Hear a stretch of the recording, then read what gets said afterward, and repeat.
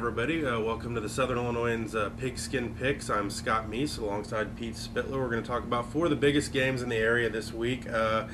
Let's get right into it. We've got Chester, the kings of the Black Diamond right now, I believe. Is there another 4-0 team there? No, they're the only undefeated team. And so Chester's 4-0. They'll go to Johnston City for a big game. They're 3-1. The Black Diamond, some weeks it seems like, wow, it's not very exciting because you know somebody's going to win 60-0 possibly, but this could be a really good ball game, don't you think? These teams are number 1 and 2 as far as team defense in Southern Illinois goes. Chester has almost a 300-yard advantage on Johnston City. Obviously, there's been a lot of chatter of this team being not as good as the 2010 Chester team that went into Johnston City, and Johnston City won that game. I think Chester comes into this game with a little bit of a chip on his shoulder because of that. Obviously, and who wouldn't want to win the conference? But I just feel that with the experience they have this year and allowing only maybe 70 yards of offense to CZR last week, I got to favor Chester in this one. I'll go with Chester too, but I don't think it's going to be a blowout. I think it could be a really, really good game. But Chester's got so many weapons, and especially the fact that they can throw the ball pretty well now. And I think that's very difficult. A lot of teams that are good, they either throw the ball well and don't run it well, or vice versa. But I just think Chester will have too much in this one, so I'm going to go with the Yellow Jackets. But I don't think it'd surprise either of us if Johnson City was able to pull it out. It's at home on the turf. Let's move on to the South 7. Mount Vernon having a tough year. They're 0-4. Marion's got to be pretty pumped up coming off a loss to Cahokia that I don't think a whole lot of people expected. What are your thoughts on this one, Pete? Obviously, when you have 6 turnovers, it's going to be hard to win a game. And I think that's what kind of came down a little bit of the game with Cahokia last week. But at the same point, Mount Vernon's slowly kind of figuring things out a little bit. It's a bit of a rough year, obviously, starting out 0-4. You basically got to win out to have a chance in the postseason. But I think Marion still has the weapons to really, really win this game by a considerable margin, and I'm going to have to pick them. Yeah, I'll go with Marion, too.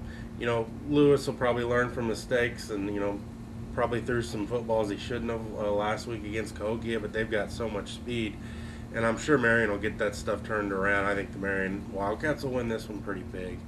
Let's go to the River Mississippi Division. Pinckneyville, they're 2-2. I believe they've lost 2 straight games, taking on Anna Jonesboro on the road.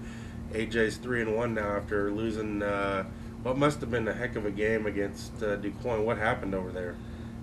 Basically, it came down to a missed 22-yard field goal that gave DuQuoin the win. AJ, I thought, came out and had a little bit of a better offensive game plan.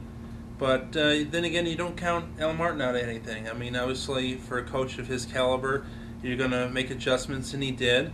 And DuQuoin is suddenly 2-2 after opening the season 0-2 and 1-0 in the conference, most importantly. But AJ, of course, knows how close they came last week to being undefeated at 4-0, and I think that's going to be the motivating factor. I'm going to choose them this week.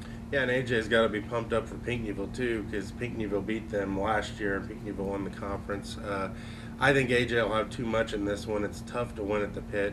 I'll go with the AJ Wildcats. Final game this week, the Ohio Division, Murfreesboro, 1-3 on the season, at Benton, 4-0. Benton, they lost so much talent from last year, especially at the skill positions, but they haven't missed a beat so far. Your thoughts on this one? Benton obviously has an experienced line coming back, and the general accepted rule is the linemen lead the way. You get a good line, and you kind of fill around the edges with the skill kids. And I honestly thought that they're getting more mileage out of Matt Bunton than they initially thought with the departure of Tyler Leffler. But Murfreesboro is obviously, even at 1-3, is still dangerous. You run that wing T, there's a lot of misdirection, a lot of confusion in there. But Benton, having a stronger line and being at home, I gotta choose them. Yeah, Benton being at home, I'm going to go with the Rangers in this one. It should be another great game. It seems like almost all of Murfreesboro's games are really great games. They come right down to the wire, but they haven't been able to win much of those, except for the Sparta game, which was a blowout. But Wouldn't shock me at all to see Murphy pull this off, but it's tough to beat Benton at home, and they've got a lot of momentum going right now, going for a 5-0 start, so I'll go with the Rangers.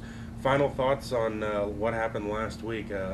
Some pretty good football games across the area. Yeah, some pretty good football games. I went 7-7, which is a little bit embarrassing. I mean, I try and go against the grain to catch up with you and Les, but I guess that didn't work out too well. So I need a big week this week. So hopefully some of these teams can help me out. All right, that's it for this week, folks. Thanks for watching, and join us back here, and we'll talk about week 6.